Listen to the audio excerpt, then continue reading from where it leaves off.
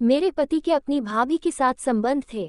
शुरू शुरू में मैं कुछ भी नहीं जान पाई, मगर जब मैं प्रेग्नेंट थी तब मेरा पति अपनी भाभी के कमरे में ही गुस्सा रहता था। जब मुझे शक हुआ तो मैं उन पर नज़र रखने लगी। वह जब भी भाभी के कमरे में जाता मैं पीछे पीछे चली जाती थी। मुझे पीछे आए देखकर वह बहुत गुस्सा होता था। एक बार मैं सास के साथ बाजार गई हुई थी। घर में मेरे पति और मेरी जेठानी दोनों अकेले ही थे, इसलिए मेरा मन बाजार में जरा भी नहीं लग रहा था। मैं बहाना करके सास के साथ जल्दी घर आ गई। उस दिन मैंने मेरे पति और जेठानी को रंगे हाथों पकड़ लिया था। दोनों बेलिबास थे। उस दिन घर में बहुत हंगामा हुआ।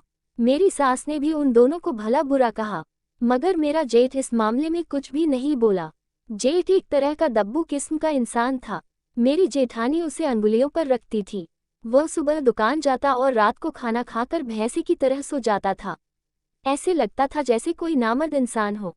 उस दिन मेरे पति ने मुझसे माफ़ी मांगी और आइंदा जेठानी के पास न जाने की कस्में खाई। मैंने उसे माफ़ कर दिया और ये बात अपने घर वालों को भी नहीं बताई। मगर जब मेरी डिलीवरी ऑपरेशन से हुई तब मैं तो बेड पर पड़ी रहती थी, बाहर नहीं निकल सकती थी। तब उन दोनों को फिर से मौका मिल गया। वे दोनों फिर से रासलीला रचाने लगे। कहते हैं न, एक बार जिन्हें हवस की लत लग जाती है फिर वे किसी के सगे नहीं रहते। एक दिन फिर से मैंने उन्हें रंगे हाथों पकड़ लिया। इस बार तो हद हो गई जब दोनों ने निर्लज होकर कहा कि तुम चाहे जो करो वो तो ऐसा ही करेंगे। जब मैं हंगामा करने लगी तो मेरे पति ने मेरे ऊपर हाथ उठाया और धक्का देकर गिरा दिया। मेरा ताज़ा ऑपरेशन हुआ था, ताज़ा टाँके लगे थे, इस कारण मुझे बहुत पीड़ा हुई। फिर मैंने अपने पीहर फ़ोन कर दिया और मेरे घर वाले आ गए। आपस में काफ़ी बहस हुई और मैं पीहर आ गई। 1 साल तक तो मेरे पति ने कोई कांटेक्ट नहीं किया। 1 साल बाद घर आकर माफ़ी मांगने लगा, मगर मैं उसे माफ़ नहीं कर पाई। मुझे धीरे धीरे उस इंसान से नफरत हो गई थी। पता नहीं क्यों उसको देखते ही मुझे घिन आने लगी थी। एक औरत सब कुछ सहन कर सकती है, मगर सौतन वह हरगिज सहन नहीं कर सकती। जब मैं पति के साथ नहीं गई तो वह मेरा बच्चा छीनकर ले जाने लगा। तब मेरे भाइयों ने उसे पीट दिया। इस तरह हमारा रिश्ता खत्म होने की कगार पर आ पहुंचा। उसके बाद भी वह कई बार आया, कभी अकेला कभी दूसरे लोगों को साथ लेकर, मगर मेरे भाइयों ने उसे घर में प्रवेश भी नहीं करने दिया। फिर एक लंबी प्रक्रिया के बाद हमारा तलाक हो गया। मुन्ने की कस्टडी मुझे ही मिली। हमने उन लोगों से 1 रुपया भी नहीं लिया, क्योंकि मेरे भाई चाहते थे किसी तरह तलाक हो जाए और मेरी दूसरी शादी कर दे।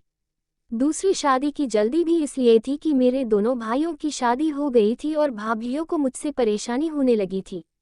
मेरे भाई बहुत अच्छे हैं, मगर भाभियों को पता नहीं क्यों मुझसे परेशानी होने लगी थी।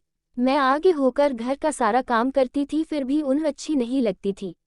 मुझे लेकर घर में रोज कलह होती थी। मेरे लिए लड़के की तलाश जोरों से होने लगी। एक विधवा और तलाकशुदा औरत के लिए लड़का ढूंढना बहुत मुश्किल होता है। ऐसे ऐसे रिश्ते आते हैं कि बताने को दिल नहीं करता। अभी मैं 28 साल की हुई थी और मेरे लिए 50 साल के व्यक्तियों के रिश्ते आ रहे थे।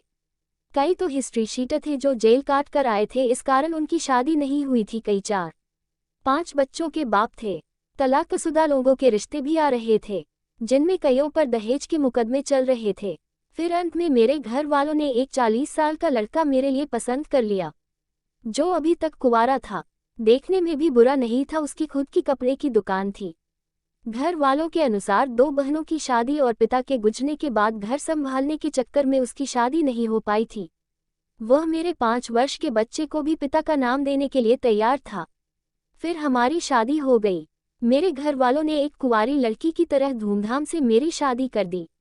शुरू के कुछ महीने तो नए ससुराल में ठीक ठाक गुजरे, मगर धीरे धीरे पता चल गया कि वह 40 साल तक कुंवारा क्यों था। वह रोज पीता था। पीने के बाद उसे पता नहीं रहता था कि वह क्या कर रहा था। दुकान बंद करने के बाद वह पूरी तरह टुन होकर आता था। शादी के बाद 6 महीनों में ही उसने कई बार मुझ पर हाथ उठाया था। मेरे बच्चे को भी पिटता था।